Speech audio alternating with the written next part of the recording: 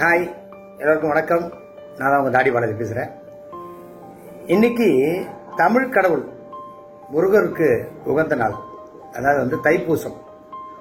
இந்த தைப்பூசத்து அன்னைக்கு உங்கள் எல்லாருக்கும் என்னுடைய மனமார்ந்த தைப்பூசம் நல்வாழ்த்துக்கள். இந்த வீடியோ பதிவு எடுக்கு அப்படின்னு கேட்டீங்கன்னா, ஒரு 2-3 நாளாவே எல்லா இன்ஸ்டாகிராம்லயும் சரி, ஃபேஸ்புக்லயும் சரி என்னுடைய வாட்ஸ்அப் ஸ்டேட்டஸ் பத்தி ஒரு விஷயம் எல்லாரும் பகிர்றாங்க.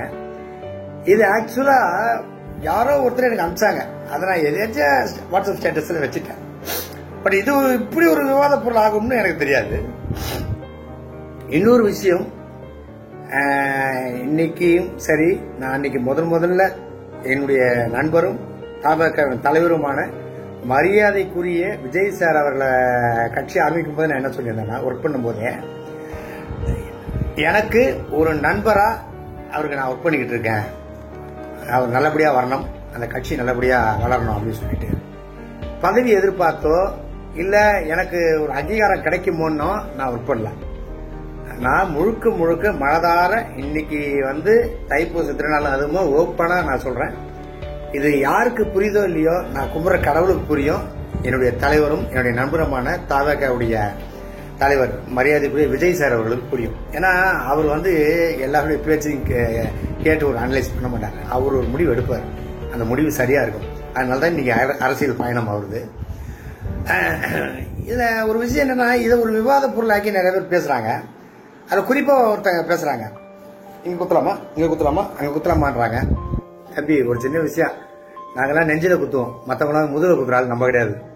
அதே மாதிரி இன்னொருத்தர் சொல்றாரு, பச்சை குத்திட்டா பதவி வந்துருவான், முட்டாள்தனமா இருக்கு அப்படின்னு ஒரு பேசுறாரு.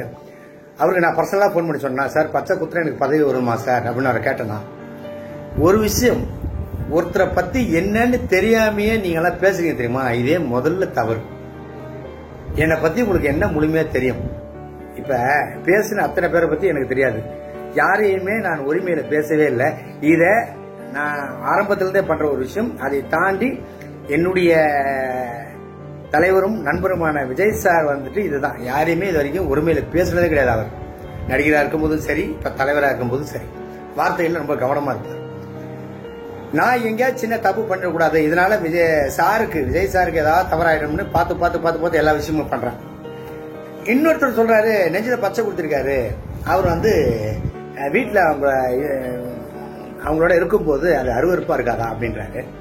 ஃபர்ஸ்ட் ஆஃப் ஆல், அவர் ஒரு பெரிய மனுஷன், ஒரு இன்டர்வியூலயோ ஒரு சபையிலோ எப்படி பேசணும் அப்படின்றது என்னை விட அவருக்கு நல்லாவே தெரியும். இன்னொன்னு, இந்த வீடியோ மூலியமா அவருக்கு நான் சொல்லிக்கிறேன்னா, உங்க மேல பெரிய ரெஸ்பெக்ட் வச்சிருக்கேன்.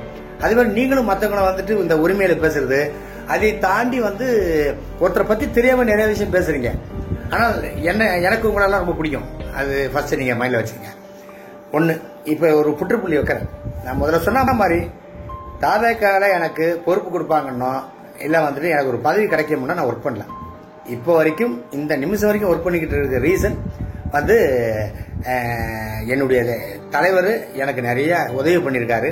அந்த நன்றி கடன் ஏதாவது ஒரு விதத்தில் நான் பண்ணணும்னு நினைக்கிறேன். அதனாலதான் இப்போ வரைக்கும் ஓடிக்கிட்டு இருக்கேன், எல்லாம் பண்ணிட்டு இருக்கேன். நான் யாரை பத்தியும் யாருடைய பேச்சுக்கும் எதுவும் பெருசா ரெஸ்பான்ஸ் பண்ணல. காரணம் என்னன்னு கேட்டீங்கன்னா, தலைவருக்கு தெரியும் பாலாஜி எப்ப அவருக்கு என்ன பண்ணணும், என்ன கொடுத்தா பாலாஜி இன்னும் ஸ்ட்ராங்கா ஓடுவாரு அப்படின்றது அவருக்கு நல்லாவே தெரியும். தைப்பூசம் அன்னைக்கு நான் சொல்றேன், கூடிய விரைவில் என்னுடைய தலைவரும் என்னுடைய நண்பருமான விஜய் சார் கிட்ட இருந்து எனக்கு ஒரு அழைப்பு வரும். அந்த அழைப்புல இருந்து என்னுடைய ஓட்டம் வேற மாதிரி இருக்கும். இப்பயும் சொல்றேன், பதவிக்காக ஒர்க் பண்ணல. எல்லாத்த விட தலைவர் நான் முதல்ல சொன்ன மாதிரி தான், மார்ச் மாசம் சுற்றுப்பயணம் போறாரு. அதுக்கு உறுதுணையா ஒர்க் பண்ணிட்டு இருக்கிற மரியாதைக்குரிய ஆதவர்ஜுனா அவர்களுக்கும், பொதுச் செயலாளர் புஷி ஆனந்த் அவர்களுக்கும், என்னுடைய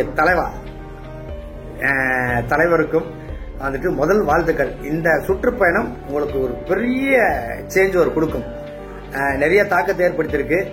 உங்களுடைய கட்சியில ஒரு தொண்டனா பயணிகளும் சந்தோஷம். எனக்கு தொண்டனாவே இருந்தாலும் எனக்கு சந்தோஷம் தான். ஆனால் எப்போதுமே என் தலைவருக்காக குரல் கொடுப்பேன், என் தலைவருக்காக ஒர்க் பண்ணிக்கிட்டே இருப்பேன். மீண்டும் ஒரு முறை என்னுடைய நண்பரும் தாவேகா தலைவர் மரியாதைக்குரிய விஜய் அவர்களுக்கு என்னுடைய மனமார்ந்த வாழ்த்துக்கள்.